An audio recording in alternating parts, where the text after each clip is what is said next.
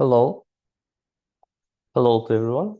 So I just want to represent myself and would like to start this presentation regarding financial planning for Erasmus Plus projects.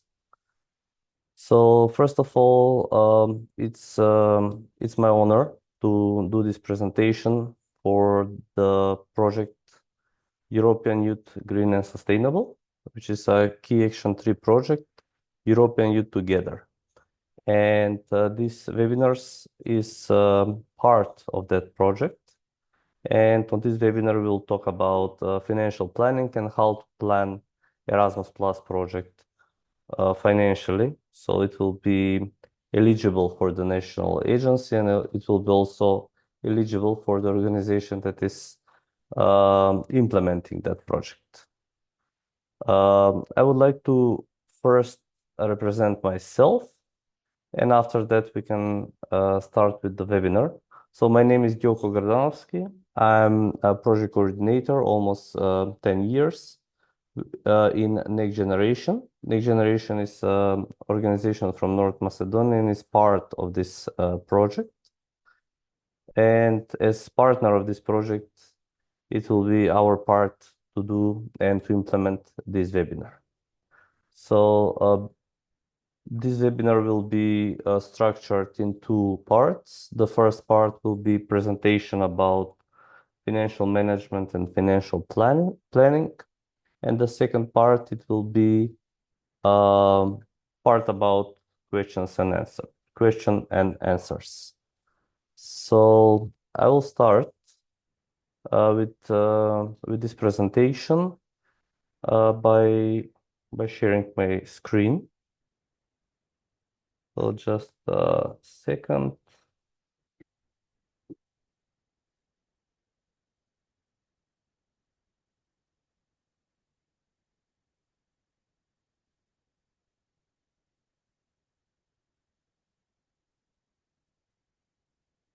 All right, so I can share my screen.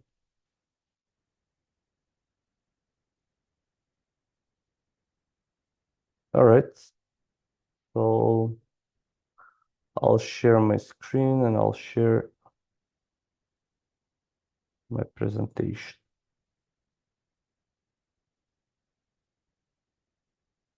All right, so regarding the presentation, do you guys all see my screen? Yes. Okay, perfect. So regarding the presentation, I will start with this financial planning for Erasmus Plus project, and it will be quick presentation, and after that, we can have some question and answer session. So for starters, I would start with financial planning is having two types of projects, and the budgeting for this Erasmus Plus project is lump sum, and the second is with budgeting on a real cost. So the lump sum is like more common for Key Action 1 projects, which is youth exchange, training courses, study visits, and so on. And budgeting under real cost is usually for some bigger projects like Key Action 3 or Key Action 2 projects, but it's generally more about projects that are financed from Brussels. So the second type of project which are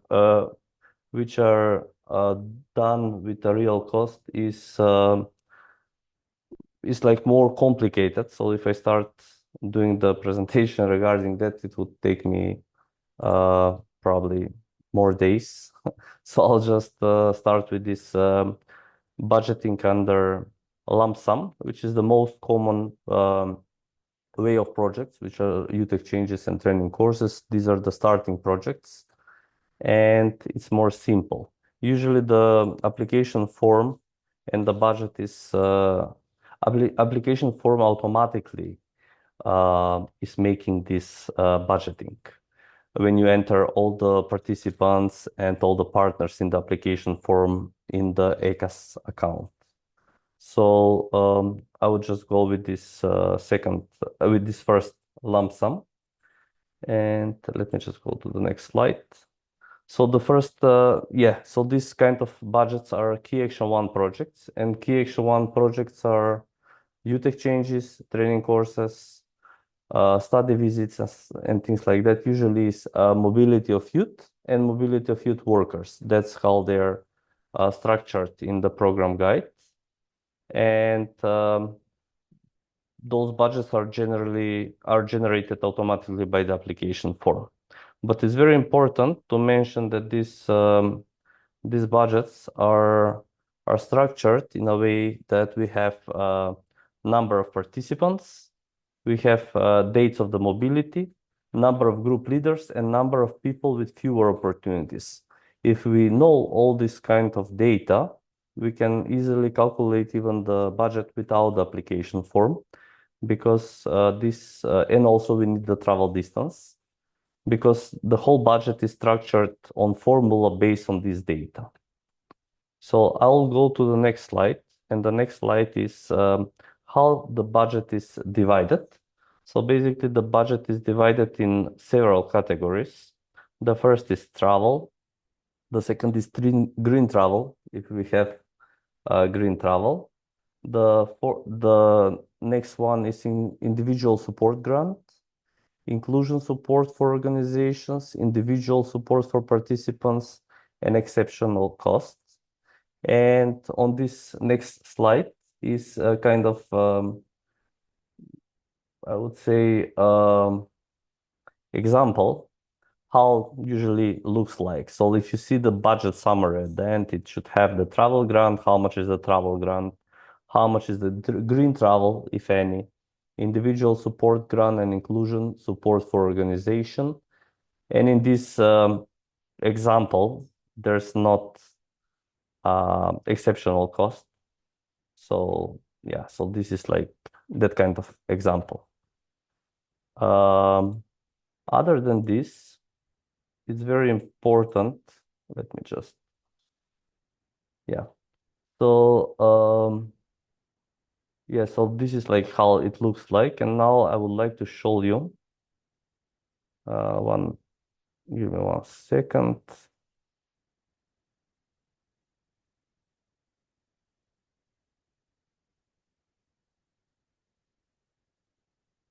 One application form.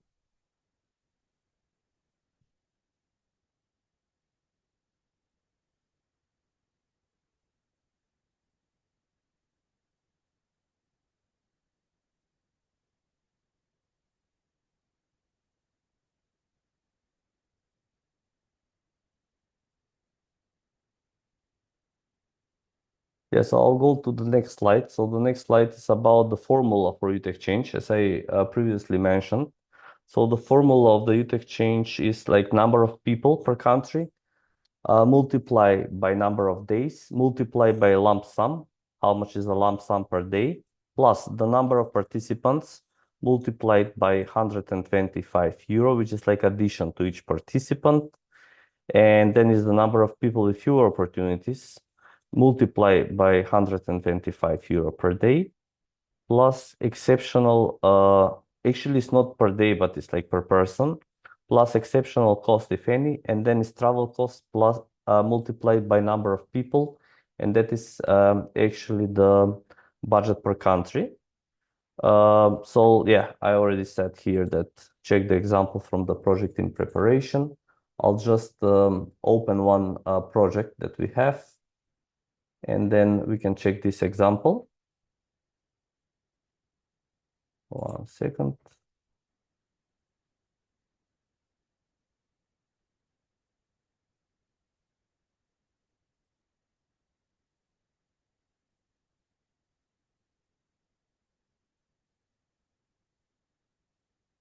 So if this is like a project, I mean, this is a project that is already in preparation, but I'll just go and evaluate one flow. Actually, each flow is a flow of group. So on this project, we have 5 groups of people.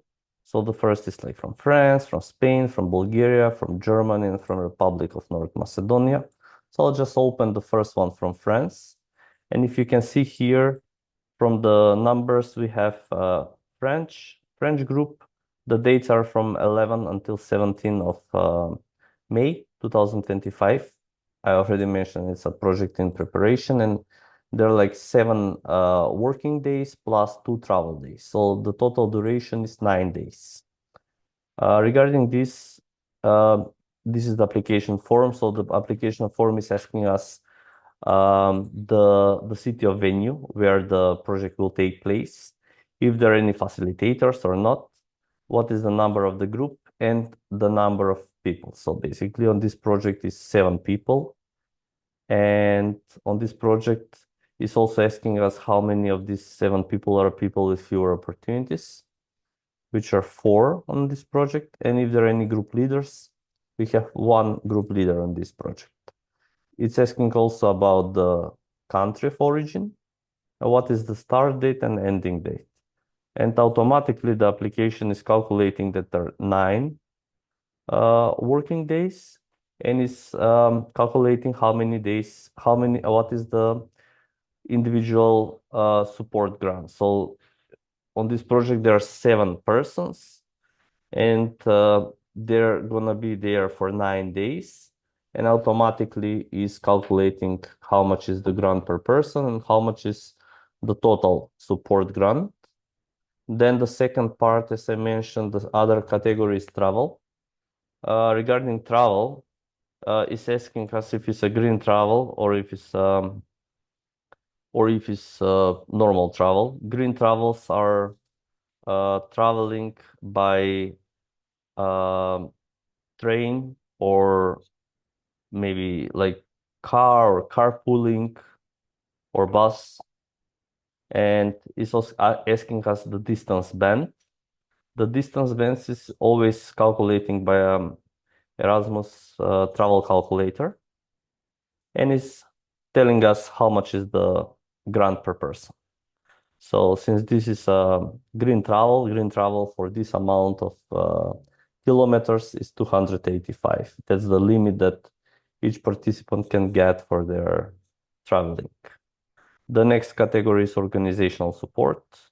It's asking us how many persons we have, automatically adding 125 each. And then is inclusion support for organizations, how many people with fewer opportunities we have.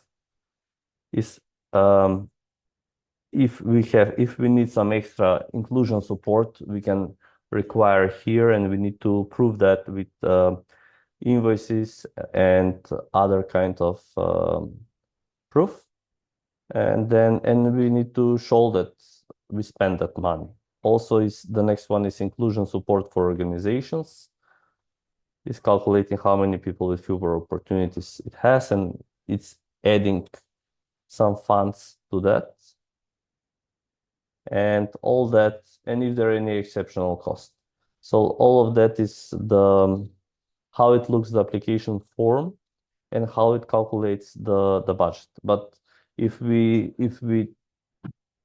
if we don't have automatically calculating the budget, it's like this is the formula for calculating the budget. And I would go to the next slide. The next slide is the travel cost. So the travel cost actually is not like something that is calculating. The travel cost is calculated by some measurements, and it's also by lump sum. So like if someone is traveling 10 kilometers or is traveling for 99 kilometers, they get the same budget limit, which is divided in 2 categories. It's a green travel and non-green travel. And as you can see here, the green travel is like much higher. And this is done with a purpose to support the European green agenda and to motivate the young people to travel with green transport. And as you can see, from 10 to 99 kilometers, green travel is 56 euro per participant, and non-green travel is 28. From 100 until 499, green travel is 285 and non-green travel is 211 euro. From 500 until 2000 is 417 green travel, and non-green travel is 309, and so on and so on. So all of these calculations, they're like based on Erasmus travel calculator. So sometimes it's very interesting because, like, for example, here in the Balkans, like if you want to travel from Macedonia to, I don't know, to Bosnia, you need to go all the way up to Belgrade, and from Belgrade to go down to Mostar and stuff. But according to the travel distance calculator, it's like calculating airline distance. So for example, I would put here Skopje, and from Skopje, if I want to travel to Rome, for example, the project is in Rome. Actually, let me just put,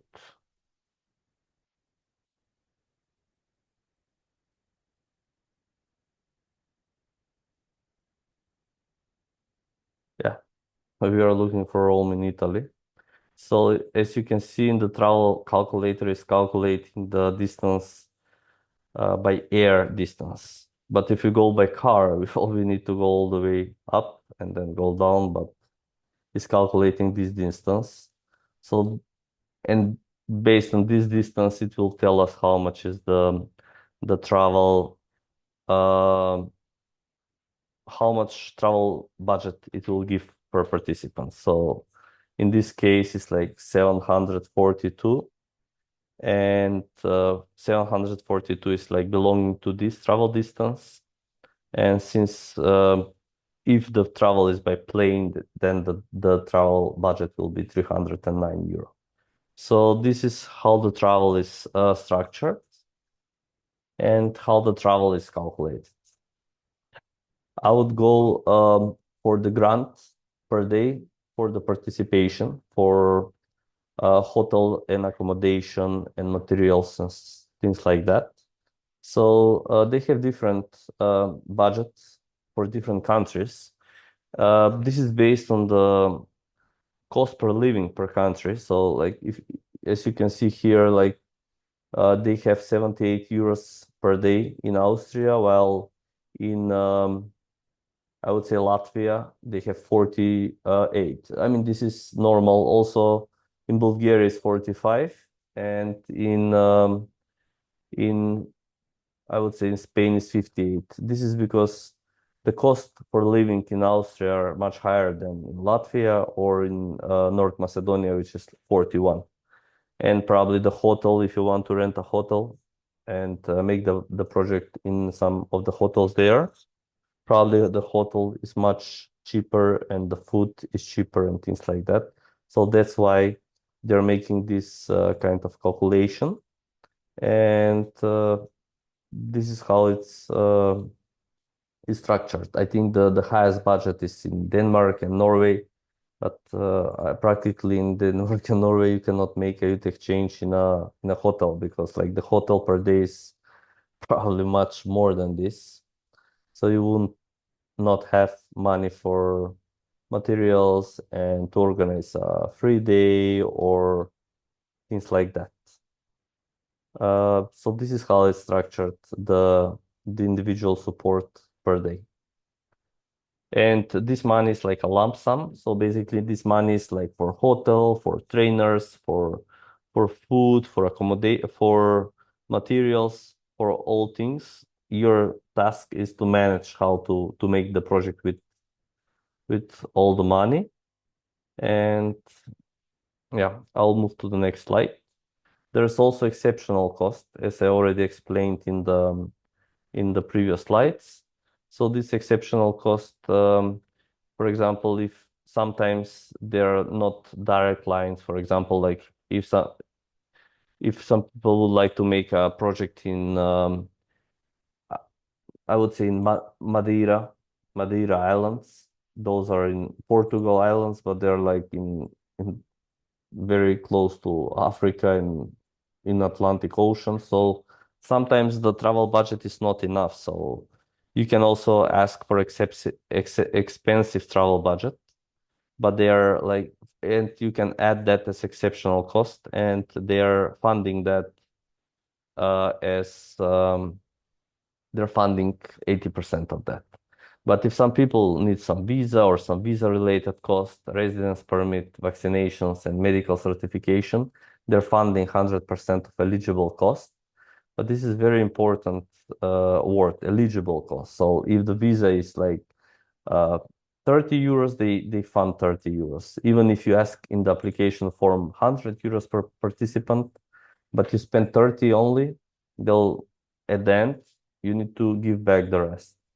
And it's very important if you think that you'll have participants that they have visa to ask for this cost when you're making the project.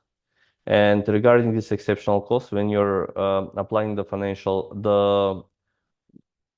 final report, you need to have a proof of form of invoice and proof of payment. So basically, there are two proofs. The invoice is like how much is the money, how much money you spent, and the proof of payment is like bank account statement where they can see how much that you actually spend the money. So I'm gonna go to the next one. On some projects, we are also organizing preparatory visits, support visit, which is called APV. And usually this is like a group leaders are going to the project like 1 month before the project start or 2 months before the project start. And they are preparing the program, they're preparing the venue, they're preparing for the projects actually. So this is like a lump sum, and they fund 680 euros per participant per preparatory visit. So if we organize, for example, 36 people youth exchange, and we have 6 group leaders, then they can go to the venue 1 month or 2 months in advance to prepare for the project, and each one of them will receive 680 euros, which they need to use for travel or accommodation and food and other costs if they have. And this is a lump sum, which means that if they spend less, those money they can keep. If they spend more, they need to put the difference they need to add from their pocket. So yeah, so I see this some questions. All right, so I'll continue with the presentation. And the second part of this project is key action 1, mobility of youth workers. So this is usually training courses, study visit, partnership building activities, and so on. And here the grant is higher than the youth exchange because this is usually for mobility, youth workers. It's like staff of the organization, and it needs to have some higher standards, like 2 people per room or 1 person per room, to have trainers with higher experience. So you need to pay the trainers much more, you need to pay the hotel much more. Basically, it needs to have you need to buy more materials and things like that. So that's why the grant per day is higher than the youth exchange, where the youth exchange is just exchange of young people on specific topic. All these kind of budgets and explanation can be found on the Erasmus Plus guide, which you can find on this link. And regarding the Erasmus Plus budget, it's like pretty huge budget. It's 26 billion of euros, but it's for like all 7 years. So it's not like 26 billion is divided among the European Union member countries and is divided among the years. So I don't know, and it's also divided by all different kind of sub-programs like universities, voluntary services, youth exchanges, training courses, key action 2 projects, cooperative partnerships, and so on. So yeah, but if you want to see how much is the available budget per action, you can also check this link. They have this, how much they have per each action. This presentation is only about key action 1, as I said at the start. And yeah, so I would like to say a few tips regarding effective financial management. This is from my personal experience. So like if you're having like 1 or 2 projects per organization, I would like to say it's very important and it's very good tip to use separate bank accounts. So if you have like few bank accounts, you can just open another one or use one of those specifically for that project. So later, if you have a check or audit control from the national agency, you can just open this bank account and show them everything. So it will not be mixed with other costs that you have. So in other words, you'll have all the costs of the project, you'll have them in one bank account and it will not mix, so they can see everything, what the funds are spent for. Another effective, tip is regular budget reviews. So like you can always check how much you spend and just to check how much you have. So just to not to make some corrective actions if needed. And you can also coordinate with the partners. So all the partners should know what are the financial rules and what are their responsibilities. So they don't, so they respect that financial rules and responsibilities. For example, like if they know how much budget they have per partner for traveling, they will not go out of this budget. Yeah, so I would go to financial documentation and reporting. Reporting is very important because many times of the year of the time, of the working national agencies asking for this. They want to check how the money are spent. So it's very important to keep records of everything. So you can keep records of all the spendings. I suggest to have one Excel spreadsheet and you put all the spendings there, like 1, 2, 3, 4, name of the invoice or the bill, name it there, scan the invoice and also put a picture of that. So if someone wants to check, you can have everything there.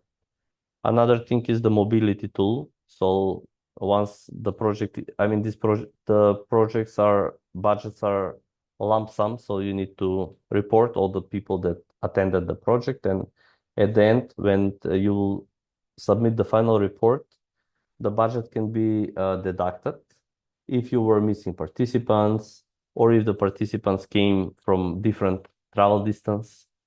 Maybe they came from city which is like more near and they're like instead of 600 kilometers, they're like 450 kilometers distance and they're like transferring to another type of travel distance and they get different travel budget. And yeah, so usually in most of the countries, they're funding usually 80% of the money upfront once you sign the grant agreement, and the 20% of the grant is paid after submitting the final report.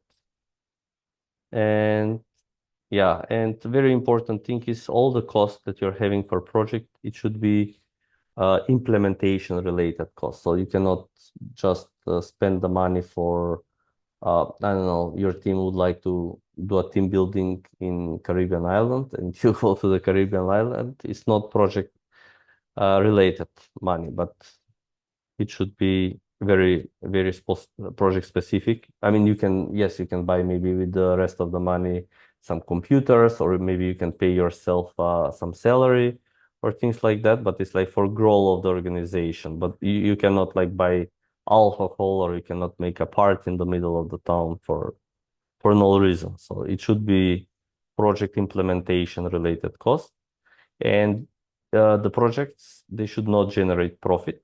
This is very important. So like the money that you saved from the project, you can invest them for growth of the organization, salaries.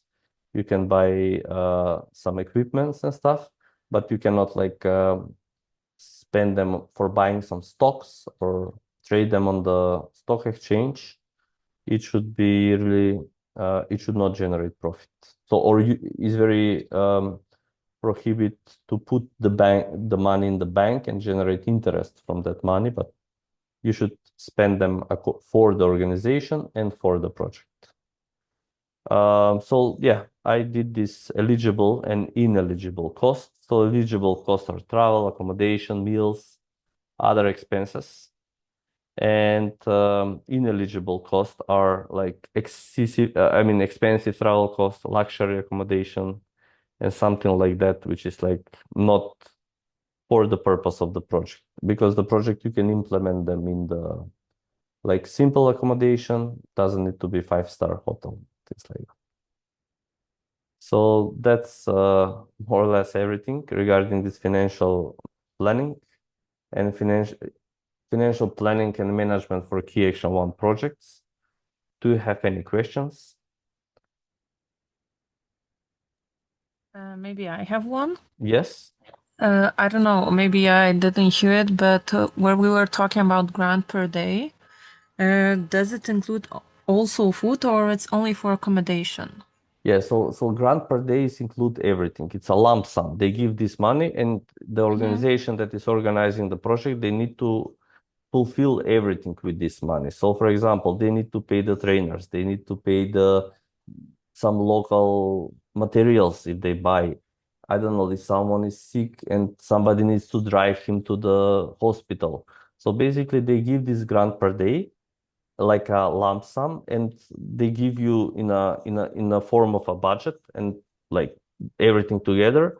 And with this Mm-hmm. everything together, you need to manage how to implement the project. So maybe you can spend for accommodation €5, but Mm-hmm. you buy some more quality food, like €20 or €30 for food, and you like hire some like instead of 2 trainers, you hire 4 trainers, or maybe you can even organize a cultural trip to the town next by. You can use this money as you want for the purposes, like to increase the quality of the project. So it's not only Mm-hmm. for accommodation, but it's for all in total. Okay, okay, thank you. Yeah, you're welcome.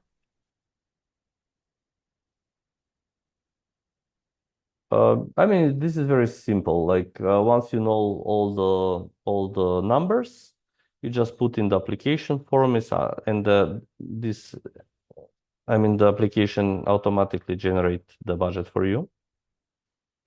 The very important thing is to keep track of everything, to keep all the invoices and all the expenditures, like because sometimes maybe like you have the right for this project, you have also responsibilities. So the responsibilities to keep all the invoices and everything, all the documents 5 years after uh, closing the project. So maybe after 4 years, the national agency would like to make an audit control, and they come to your office and they're like checking, and they'll ask you to check everything. So you need to have like all the invoices that you spend the money, and those needs to also be appropriate with your bank statement. So they are checking how much you spent in the bank and how much is the invoice.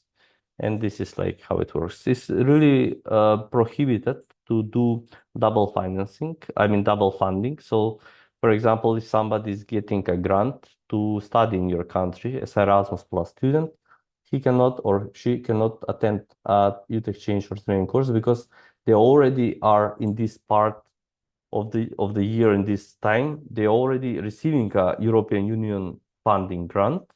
So this being on a project, it will be double funding because the European Union already pay um, for their for these 5 months. They're like attending school in your country, and now like they're coming on a project. So basically, it's like the same dates are overlapping because they're using two European programs.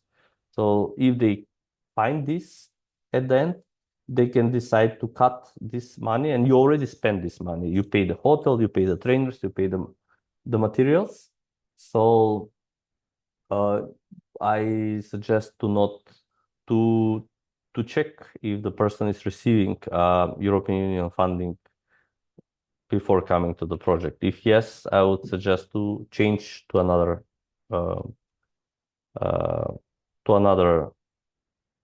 participant. Okay. Any other questions? All right. So if there are not, I can send this presentation in email after this meeting. If you would like, you can leave your email here on the in the chat, and I'll send everything in email. Thank you so much. And if you have questions, you can also write them in chat if you want.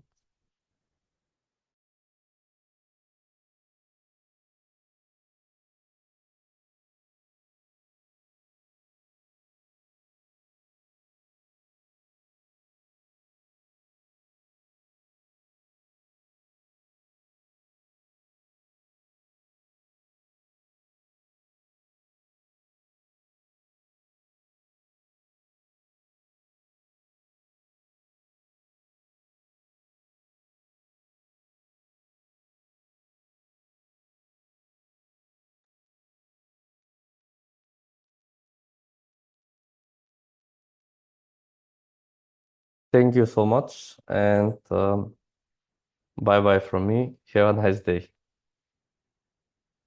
Thank you. Thank you.